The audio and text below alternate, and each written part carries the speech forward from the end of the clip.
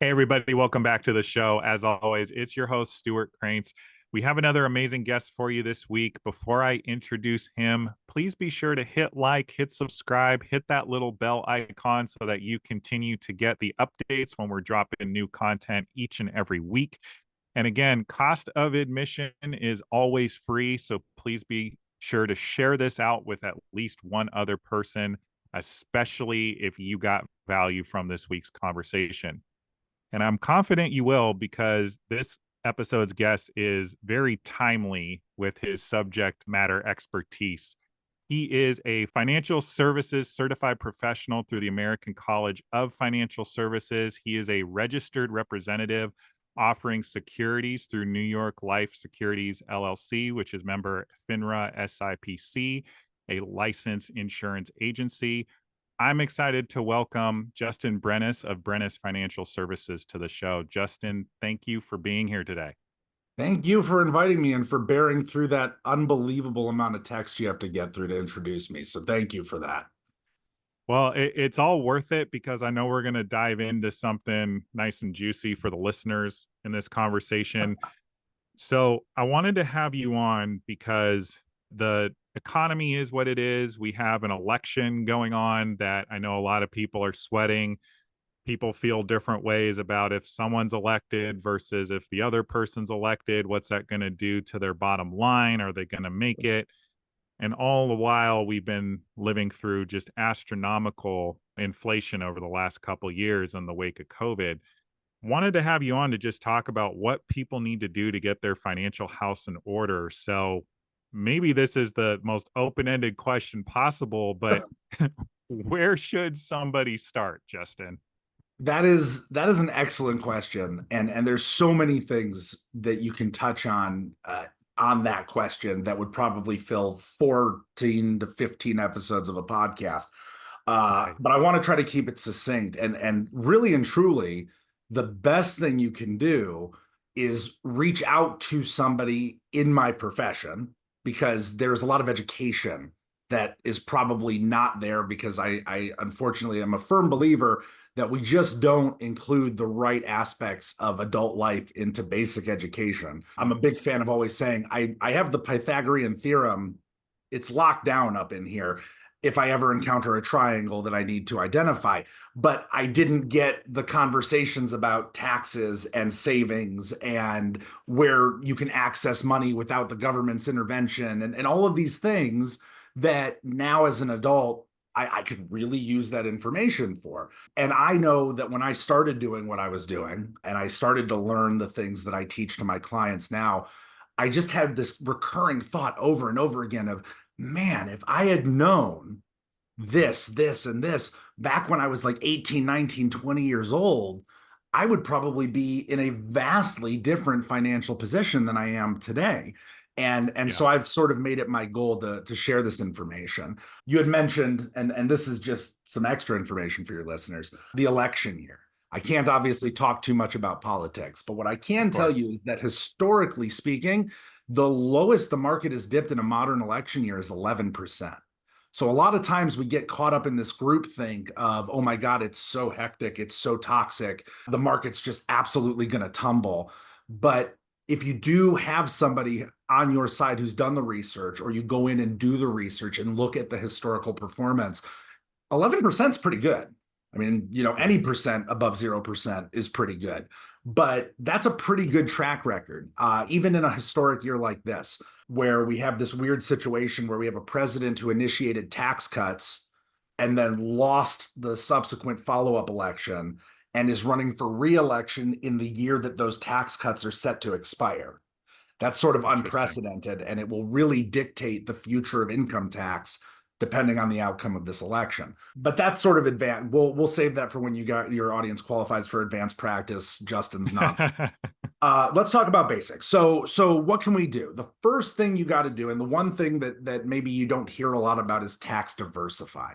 And really what that means is anyone can go out into the market and they know, well, I'm young, I'll invest in a very aggressive way. I'm middle-aged, I'm going to be a little more conservative. I'm retiring. Now I have to be hands-off, low returns, low risk. But the real key is the money you make how do you keep it for the longest possible Right. period of time? Mhm. And the what I recommend is sort of a three bucket strategy. So let's talk about it. Let's pretend you have three buckets where your money goes. You've got one bucket that's fully taxable right now. So the money that you make in your paycheck, fully taxable. You can do other things with it pre-tax, but we're just for the sake of right now, fully taxable. Your employer gives you a paycheck. The government goes in there. They take out Medicare, Medicaid, Social Security, all these other things. And then whatever's left over, that's what you get. And then you stick it in a Yep. savings account, let's say. Savings account earns interest at the end of the year. The IRS adds that interest into your taxable income. So it's just the money that's constantly, somehow or another, it gets taxed by the government immediately. Yep. The second bucket, we can call that tax later or tax deferred.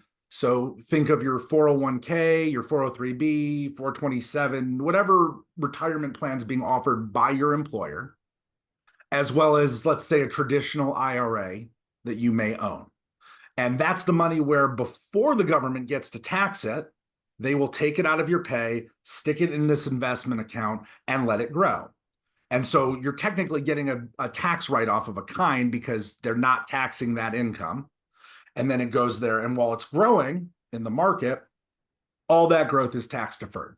So Uncle Sam says, you're doing awesome. I love it. Great job. Tons of money. Cool. But the problem is he doesn't leave the room. He hangs out in the back of the room and he just sort of sits there and he checks his watch every couple of years and he waits Yeah. for when he gets to show up and tap you on the shoulder. And then the third bucket is the tax never bucket. And this bucket is all of the options you have with your money where the money goes in post tax, it grows tax deferred. And when you go to use it, the government cannot tax it again. And Got it. I'm going to ask you the same question I ask all my clients. If you could put your money in any one of those three buckets, where would you put all your money? I mean, it would sound like the tax never, right? Exactly. Everybody would put their money entirely in the tax never. I was reading this great book that I recommend. It's called The Power of Zero by David McKnight. And it's sort of my playbook for how I help my clients. And it's written in really good layman's terms. But the way you can tell if you're encountering a relatively good opportunity for your money is the degree to which it is restricted by the government.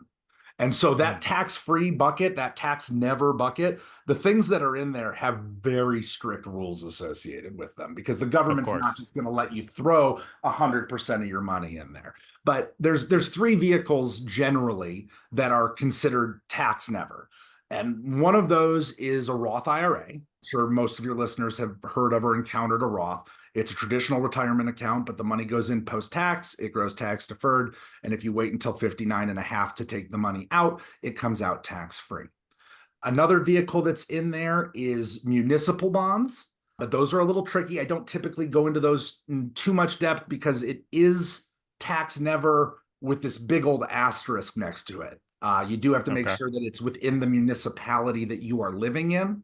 So if I live in Cleveland and I buy a municipal bond in California, that whole tax-free business out the window. And it's Mm, only tax-free from federal taxes. There may still be state taxes that apply. And then that money that I earn affects my income and my provisional income. So there's a lot of asterisks with municipal bonds, but some aspect of it is tax-free.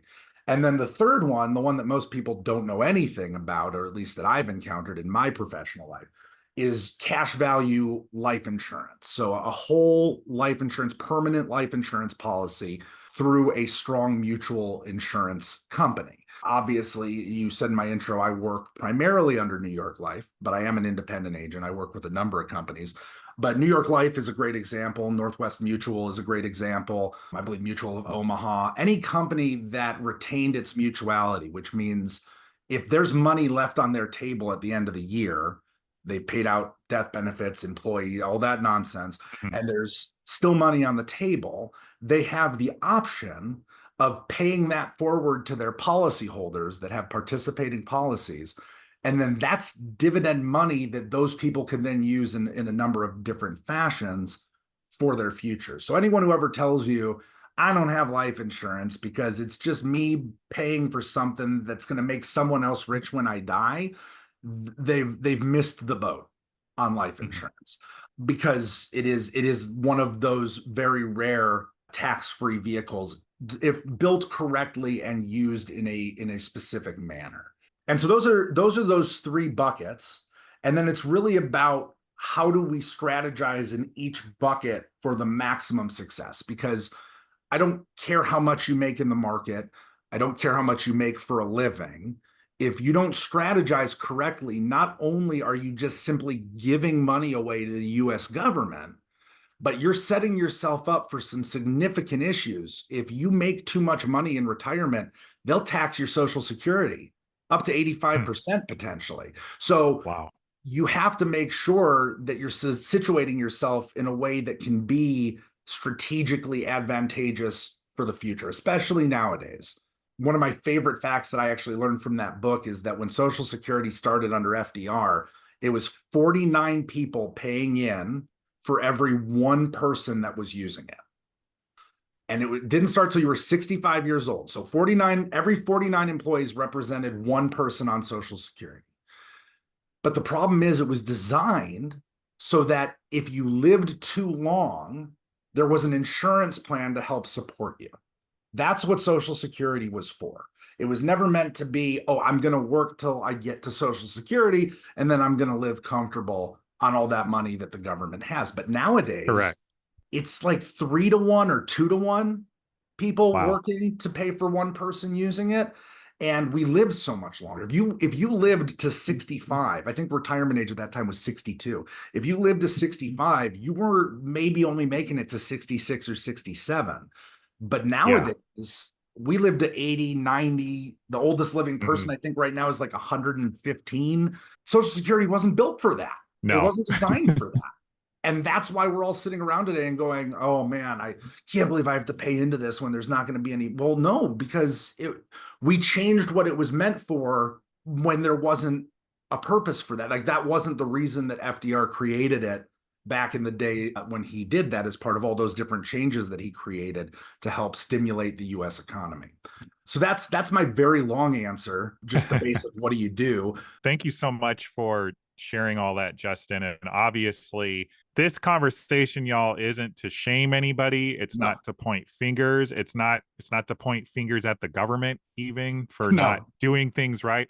It's just to take a cold, hard look at what the current status of the situation is and giving you the tools to set you up in a way so that you actually can do something about it now so that 30, 40 years from now, or even less, depending on if you're a little bit older listening to this, you have more options available to you then than you would without doing this work now. And so, Justin, I do want to ask, I'm sure a lot of people listening to this are hearing you. This all sounds great. In their minds, they're like, yeah, but I don't make enough money to invest anything, or I don't have a high enough paying job, whatever the case may be. 3 buckets is awesome. Is there a bucket that you advise people start with in order to just get the ball rolling? So here's the thing. I agree that's something I hear a lot. I don't have the money to make these opportunities available to me. And the truth of the matter is there's sometimes, more often than not, money hiding in places that you may not already be aware of. And this is something I do with all my clients. One of the most important things to do in that initial fact-finding meeting is a conversation about your budget. And then from that conversation, we can start to kind of weed out a lot of the confusion and see where this money that we can reuse or repurpose is. So let's talk about the taxable bucket, the taxable now bucket. That's going to be the easiest one because that's just your money coming in. Mhm. It's here. I'm putting money into my 401k at work. I've got money coming into me. That money goes into my checking account, pays my bills. And if I'm lucky, if there's anything left at the end of the month, I stick it in a savings account. So if we don't do anything else except 401k and money that I take on hand, that's still a start. You still want to make sure you have something. But let's talk about that little bit going into the tax deferred bucket, that 401k. Most employers nowadays offer some kind of a match. So let's say it's 3%. Sometimes they get real tricky and they may say, we'll match 0.5% up to X% on such and such. The most important thing you can do today is figure out what they're offering you, because what they're offering you is free money. And nobody in their right mind looks at free money and says, oh, I don't want any free money. Thank you. So we always look at that first, because the first thing I'm going to ask a client when they're like, I'm a little tight on funds, I don't know what to do, I'm going to ask them, you have a 401k? Well, yeah, I have a 401k. Does your employer do a match? Oh, yeah, they match it 4 or 5%. Okay. How much are you putting into your 401k? Well, I need to be ready for retirement, so I'm putting in like 7, 8, 10% because I need to get something going because I'm going to retire soon. Yeah. And it sounds like a good idea. On paper, they'll match 5%. I'm putting in an additional 5% on top of that, power load the hell out of this 401k. And then when 65 to 67 comes around, check out, and whatever I got is what I got. But like I mentioned earlier, that 401k, if you make $500,000 out of that thing, that's great. But then that means when you retire, what you draw out in income gets taxed. And right now we are at a historically low tax rate. I think like the cap is like 36. I'll have to look it up. But the tax rate right now, the highest marginal tax rate, is historically low by comparison. It seems high. Everybody always thinks they're in the highest tax times ever, but it is historically low. No. Yes, folks, if you think taxes are too high now, like ask somebody who was making money in the 60s how high taxes were back then. Yeah. I think all right, so the 37% is the highest marginal tax rate for federal income. 37%. When income taxes started way back in the day, there was a point at which it was like 90%. Yeah. And it's come down significantly. But nowadays, even though we think, well, this sucks, this is the highest income tax ever, historically, it's not. And then when we think about retirement, let's say you put $500,000 into that 401k over your working life. When you retire, we have to think about the fact that I can't predict if taxes are going to go up or not. But right now, we're in a position where Social Security is running out of money. Medicare is tightly running out of money. Medicaid is tightly running out of money. And we have more people retiring. I think one of the largest growing groups of Americans is like octogenarians. You know, we have this great boom of people that are going to need these services, and someone has to foot that bill. And so if we have services in need, lots of debt, and historically low income taxes, I can't tell you what's going to happen, but it's a bit of a breeding ground. And if you're young, if you're in your 30s even, and income taxes go up even 1% per year between now and when you retire, think about what that looks like on $500,000 of pre-tax income sitting there. Yeah.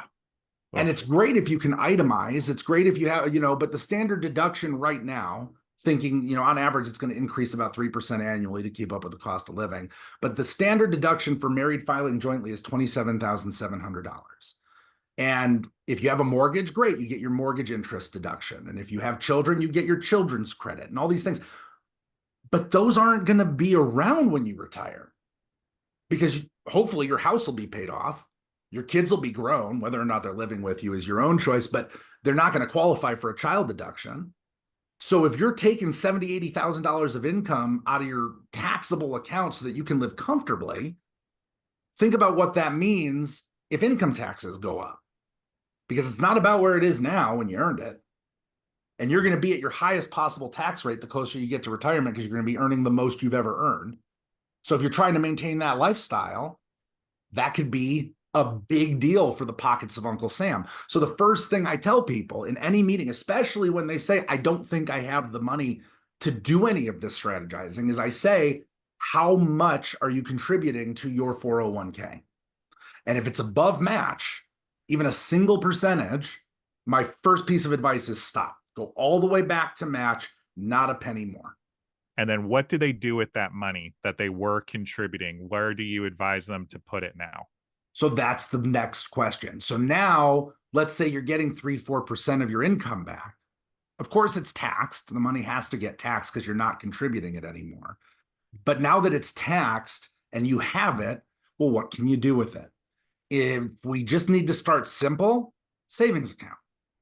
Find a high yield savings account. Interest rates are super good right now.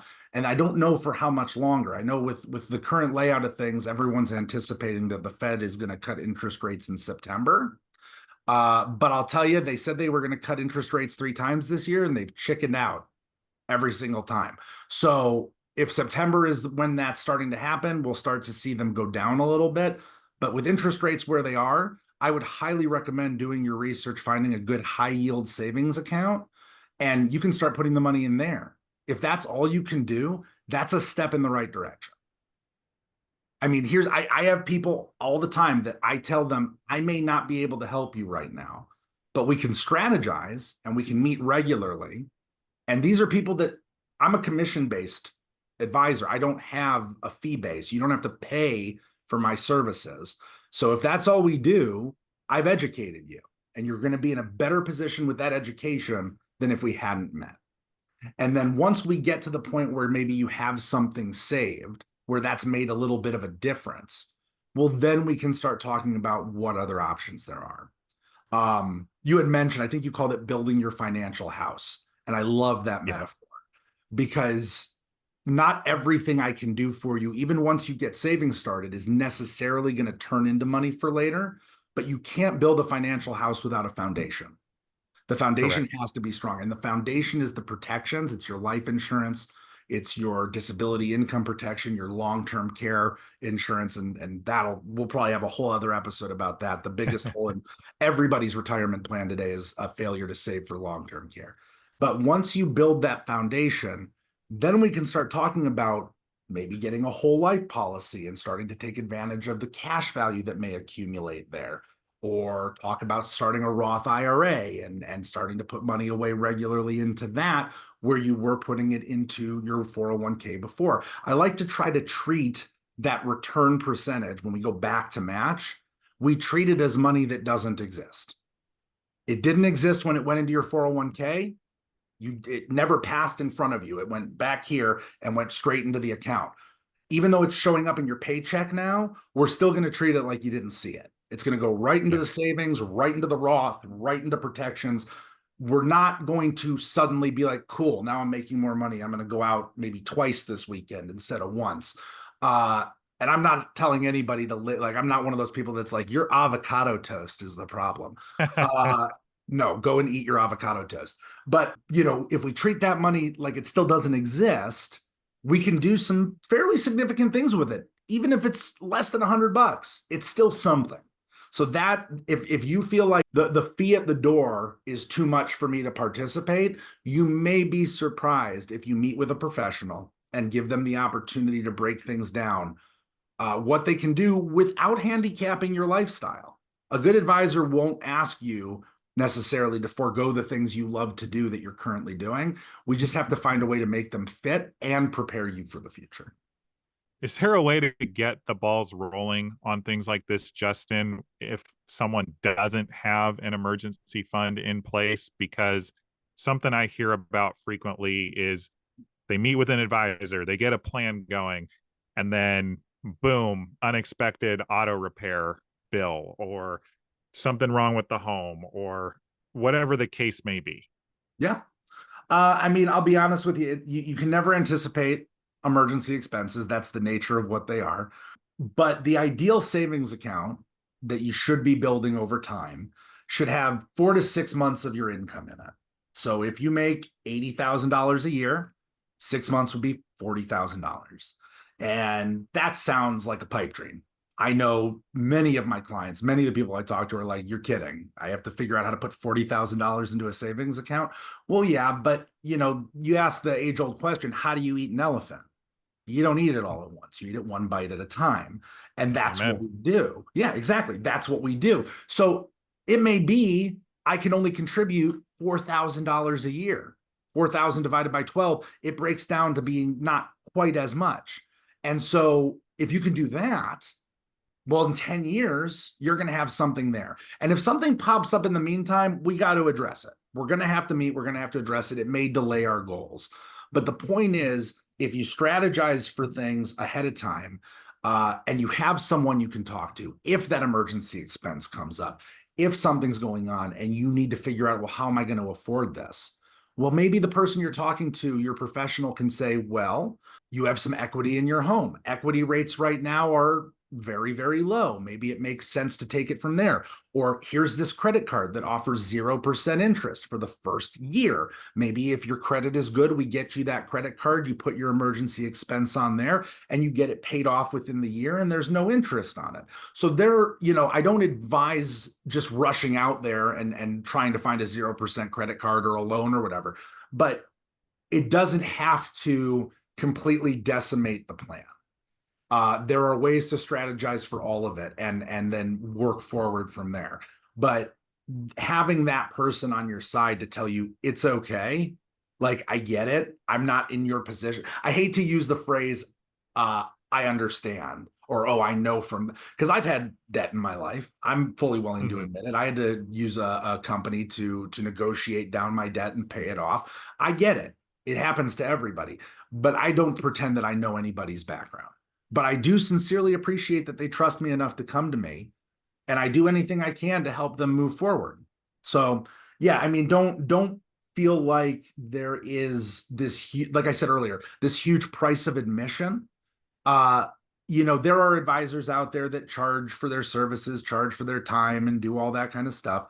But do your research. Look at other companies, look at other offices. You can call them and ask them what their fee structure is. You're entitled to all of that information. And I've been doing this for just about 4 or 5 years, and I don't charge clients for my time, period. But I love educating. I mean, you guys can hear it on this. I talk way too damn much, but I love getting that information out there, because Sure. Elon Musk, Bill Gates, all these big power players who have billions of dollars out there, they're all playing by the same rules. The only Yeah. thing that the average consumer doesn't have is the rule book. If you have the rule book, I can't promise you that you're going to be, the next billionaire. There's no way I Yeah. can promise that. But I can help you build on the rule book, and you can start from there and Yeah. play the game just like they do. And so Y- that's what's the key, I think. One of my all-time favorite quotes, and this actually comes up in my life and in the lives of everybody I know, actually, but you can't win a game you're not playing. Exactly. Like just straight up, you cannot win a basketball game if you're sitting on the bench, or worse, sitting in the stands and Yep. just not playing the game at all. So you mentioned, these big household names, Bill Gates, Elon Musk. Doesn't really matter if we like them or not as people or Sure. whatever. But the point is, they have mastered these tools. They have mastered the game, so to Or they've speak. hired Yes. people that do those things. Correct. Like Yeah. they clearly, by virtue of how much money they make, are able to keep a lot more of it. You mentioned something that I think is really interesting. It's just the fact that this stuff isn't really taught at all in schools or anything like that, No. unless we're lucky to have, mentors. Maybe it's our parents, maybe it's someone in our lives that instills this in us. Otherwise, we're all figuring this out on our own as adults in real Yep. time. Yep. Any advice for especially the parents listening to this in terms of beginning to have these conversations with their kids? These are some pretty complex concepts, Yep. but any advice that you have? I love this question. I just want you to know that I love this question, because I've got 3 kids. I've got a 9-year-old daughter, a 5-year-old son, and a 2-year-old daughter. And all 3 of them think that they work for me. And so they're constantly in my office, stealing my business cards, writing their names on them. I love it, because my daughter, 9 years old, no concept for this, and that's fine. She's 9, but I'm like, what is it you think that I do? Because you clearly think you work for it. And she goes, you just go up to people and you say insurance, insurance, insurance, insurance, and that's it. And I was like, yeah. I said, that's it. You figured it I out. I love said, that. you can now succeed me. I'm gonna retire, and it'll be Brenis and daughter, and you can go ahead and take over. So no, I mean it's a weird thing to try to deal with your kids, because it's this question of kids talk, for one, and you don't necessarily want your daughter telling her friend and then her friend telling her parents that you make X dollars a year, or that you're not prepared for retirement, or all these other things, because it's private matters. Even though I firmly believe that nobody should be ashamed of what they make for a living and should be willing to talk about it. It's the only way to get the conversation out there. But when it comes to educating your kids, I think that one of the best things you can do is show them the moments when you are doing the strategizing and doing the planning, and explaining to them in those moments where maybe they want something, or they're wondering why they can't do X, Y, or Z. It doesn't have to be this weird, well, we would love to do it, but we just can't afford it right now. Or we would love to do it, but dad doesn't make enough for us to go on vacation to Disney World every other year.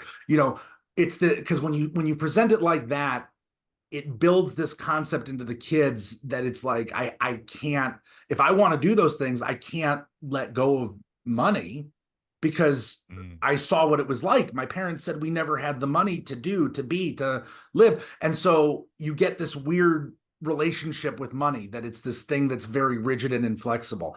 And so instead, when my kids, if they're like, we want to go to Kalahari for the weekend, and I'm like, I'd love to go to Kalahari. I don't know at what point you grow up. I'm not there yet, but I love going to water parks and That's playing a video. different conversation. Right. Yeah, and doing video games and pizza and all that kind of stuff. But I'll present it to them in a way where I'm like, listen, I would love to do that.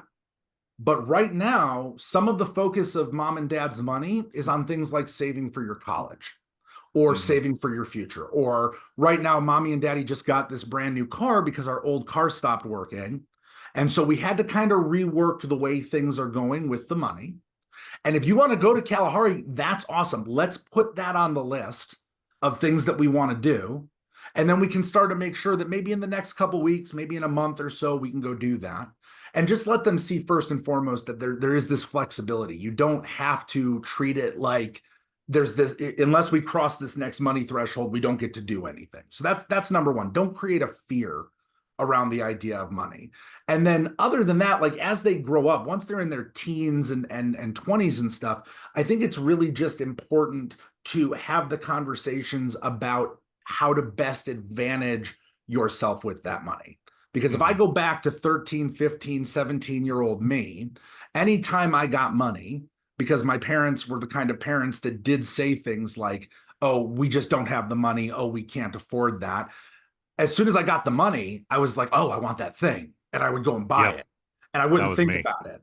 And I didn't have that talk about savings and interest and how this accrues and what it means for the future.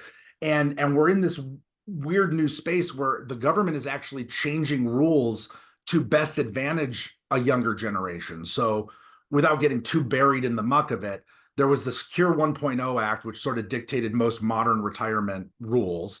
And in Mhm. February of last year, they remodified it to Secure 2.0 now. And one of the biggest things people are talking about is that a 529 plan for college. That's a great Yep. way to show kids sort of how things work. We're putting money away to your college. It grows tax deferred. If you use it for these things, it comes out tax free. And it was this great vehicle, except when they got a full ride scholarship, except when they decided they weren't going to college, except. And the rules used to be, well, if you have a second kid, it rolls down to them. And so, well, now great, we got to get on having a second kid. Or if you end up just taking back what you invested and forego the growth, or take it all and take this huge penalty because you're withdrawing. And the government saw that and was like, we need to better position people for the future. So now the rules are, if that money sits for a predetermined amount of time after being invested in the 529, it can be converted into a Roth IRA. So you're not only contributing Nice. toward your kids' college, you're contributing towards their future retirement with a Roth, which is Wow. really, really good. And Yeah. so these are the moments, these are the opportunities. Your kid's not going to sit there and listen to you prattle on about taxes and insurance. Nope. But if you explain to them that there are ways to do this, I get 20, 21, 22-year olds that sit down and meet with me, and they've figured this stuff out. And they did it because they saw their parents do it. oh, I'm coming to New York Life because my dad is with New York Life, because my mom is with Northwest Mutual, because, and I've seen what they've done. And now I have all these plans and investment accounts and Robinhood and all these things. And I'm like, you're 22 years old. Like, you are in such a valuable position to start working on that money that you're making now, when you don't really have to protect anybody. You you can kind of take that step of building your foundation and just supercharge it, and just start building this massive financial house on it, because you saw early on that there was a strategy to it. So yeah, my best advice, if it's about talking to your kids, it's just don't make money scary, Mhm. because kids pick up on that. They really pick up on more than we give them credit for. And secondary to that, once we're past the point where money becomes real, once money becomes real and they understand it and they're earning it and they're spending it, don't just sit down and be like, you shouldn't spend it. You're going to regret that one day. You really shouldn't. Explain why. Explain how things, show them a little bit behind the curtain, and they will retain that. And they may turn into that 20 something year old going to an advisor or a professional and saying like, hey, my parents did this and they look like they're really enjoying themselves, so I want to do it. And that's the moment you know that you got through to them. I love that. And I know, Justin, that we might be starting to run short on time, but I have to get this follow-up question in. If somebody listening to this has maybe made money scary already to their kids, and again, not making you wrong for that if that's you hearing this, No, how do you right the ship, so to speak? that's a good question. I can tell you this. I'll make it a personal example. So we are a family that firmly believes in trying to be charitable, Mhm. and doing what we can to make everybody's life a little bit better. Awesome. And my daughter, my oldest daughter, has some money in a piggy bank, but because she's the oldest, she has the disadvantage of having been around and listening when money was more tight. When she heard things like, "Well, we don't have the money for that. We can't afford that." And my two younger kids, by the time they came around, things had begun to change. So it was a different situation. So there's a lot of times where my daughter will go up to her piggy bank and be like, here, oh, I heard mom say something about money. I've got $60 in my piggy bank here. And I'm like, oh, no, no, no, no, we don't, your mom and dad, we don't need your money. And that's not Mhm. me putting her down or saying your money's no good. It's just me saying that's very, very kind of you to want to contribute. But you're young, and that money is yours, and you can do Mhm. whatever you want with it. I don't, if you want to buy a toy with it, fine. If you want to let it just build up in your piggy bank, fine. If you want to open a bank account, whatever, we're going to figure it out how you want to do it, but you don't have to give it to us. And then sometimes she'll hear a friend say something about something they want, and I catch her just handing money to her friends. And I'm like, no, I know that we're charitable. We want to donate. We want to help people. But transactionally speaking, we don't just go around and hand people cash because we Correct. want to. And that's great that you have that kind heart and you want to do that. But we don't, that's not how we transact when it comes to money. We can give a gift. You can, there's ways you can do it if you want to just do something nice, but you don't just walk around saying, I have money. Here's a $20 bill, because I have no concept for what that's worth. And so, advice to right the ship, I think there's a couple things I can recommend. One is just talking to your kids. I mean, ask them, be like, hey, what do you guys think about what we do with money? Just let them tell you. They may say, I don't know, Mhm. and give them let them talk to you about it. And if you get this sense that they have this idea that you can't spend it, that you have to save it, that there's never enough, and they're worried, from a get-go, okay, we need to elevate above that. And you can talk to a professional, you can talk to them, whatever you want to do. But there are also people out there, and I'm going to drop a plug here because I think she's great. I have a colleague, her name's Rachel Dursey. She created a company called Effortless Budgeting, and you can look them up online. It's effortlessbudgeting.com. And she is not just somebody who comes in and says, stop spending money, let's do all this budget change and make you very austere. She approaches it from this very psychological standpoint, because you can do everything you want with a budget and then tank it if you don't understand Yep. your relationship with money. And she builds from the beginning. We need to change your relationship and your perception with money, and then we build the budget, and then we go from there. So if you were looking for like, who do I call? Your typical advisor, they're going to help you with your money, but they're not most of them are not going to work from that angle. I bring Rachel in to my clients as often as I can when we talk about budgeting, and if she improves your relationship with money, there's no reason she couldn't then also help improve how you talk to your kids about money. Yeah. But yeah, no shame. I mean, I've been there, we've all been there. And there's no point at which educating your kid, no matter how far you went one way or the other, is going to be to their disadvantage. It's just such an important thing to talk to your kids about. 100%. And I just want to double down on this, you know, not just with money, folks. I know we're having a very clear money conversation on today's show, but so much of making any type of change in your life is about not giving into the shame that is possible with whatever your situation is. Because if Yeah. you go looking for it, you're going to find it. And Oh yeah. No. I have personally had some very dark days financially, and it was by not beating myself up, I was able to actually begin doing the work to right the ship, so to Yeah. speak. No, I can't stress that enough. That is such an important point. I said it a second ago and I'll say it again. I was buried in debt at one point, and I went to a debt management company and they helped me get out of debt. It's fully disclosed. If you look me up on FinPro, I mean, you will find that that is part of my financial history. I have to disclose it professionally. You can't be, if you come to it from a point of shame, it will weigh you down, and the best thing you can do is just be like, I need help. If you can admit that you need help, that is always the first step in making a change. Yep. Yep. And folks, like, do it for yourself, do it for your kids, do it for whoever is counting on you, because the world needs you at your best, and it's not going to happen if we're beating ourselves up. Yep. Justin, this has been a killer conversation. I wish we had another couple of hours to just keep going, but where can folks connect with you? What's the most appropriate way for people to get in touch with you off of the Um, podcast? So, I mean, if you go on Google and search my name, I'm sure it'll be in the title or the description of the podcast, and type in New York Life afterwards. It'll take you right to my page with New York Life, and there's a great contact me box at the bottom.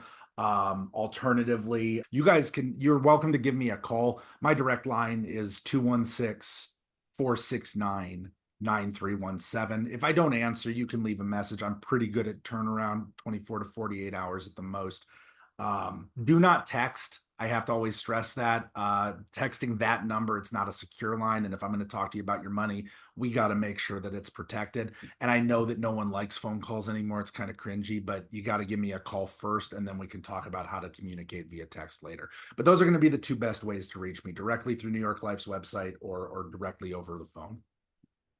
Yeah, and folks, if you're hearing this, I challenge you, if you're feeling any type of hesitation, like, lean into it and just have the conversation with Justin, because you don't know what is possible unless you actually take the deep dive and look at what your finances actually are in this moment, so that you actually can create the future of your dreams. Yeah. And as always, folks, we will do our part in making sure all of Justin's info is available in the comments and the descriptions in the show notes, so that you can connect with him off of the podcast. Justin, this is a question I ask everybody as we begin to wind down. What Sure. are you acknowledging yourself for today? What am I acknowledging myself for? I am very bad at mindfulness and gratitude. And those are things that I've been learning to get better about. So that is a really good question. What am I acknowledging for myself today? I am acknowledging that I am somebody that is constantly learning something new every single day. And Yes. my fear of knowledge kept me from, like, my fear of admitting that I didn't know kept me from information the likes of which I'm sharing with you guys today. So I am acknowledging my openness to admitting when I don't know something and learning the information so that I do know it. I love that. Oh, so, so good. Justin, I appreciate you for being on the show today. I acknowledge you for just giving away as much wisdom as you do for free and Sure. really just making your corner of the world a better place as a result. And I know that Thank the you. listeners are going to continue to learn and grow from not only from the financial game you gave them today, but just by your example of giving selflessly. So thank you so much again for being here today. No, my pleasure. Thank you so much for inviting me. This was wonderful. Thank you. Course. And folks, as always, this has been your inside track to success. We will be back next week with another amazing guest or message. We'll see you then.